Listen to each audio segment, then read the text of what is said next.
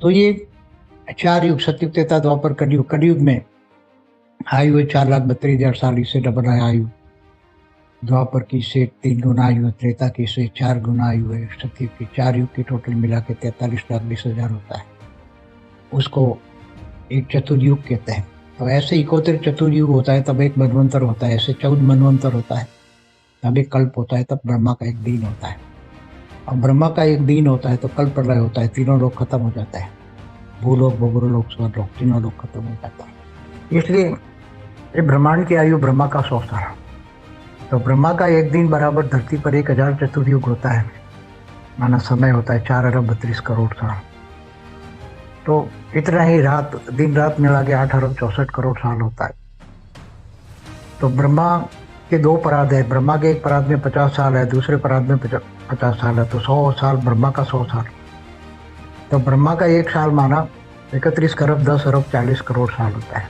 तो ब्रह्मा का एक पराग पूरा हो गया 50 साल, और दूसरा पराग चल रहा है, उसका भी ब्रह्मा का पहला दिन का 7वां मनवंतर का 28 का युगांतर चल रहा है, उसमें 28 का युगांतर का 28 का कलयुग चल रहा है, और 198 करोड़ साल हो गए हैं दूसरे पराग का ब्रह्मांड के। ये समय काल चक्र, काल माना समय, समय चक्र चक्र घूमता ही रहता है। फिर आता है महाकाल चक्र।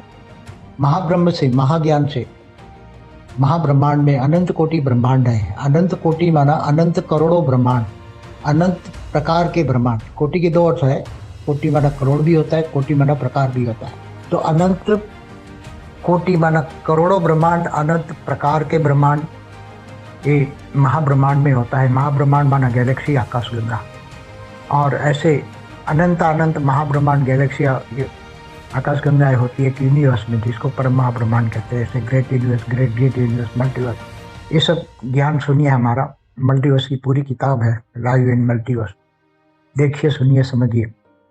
ये ज्ञान मार्ग है। भक्ति मार्ग और ज्ञान मार्ग में जमीन आसमान का अंतर है। ज्ञान होता है प्रकाश।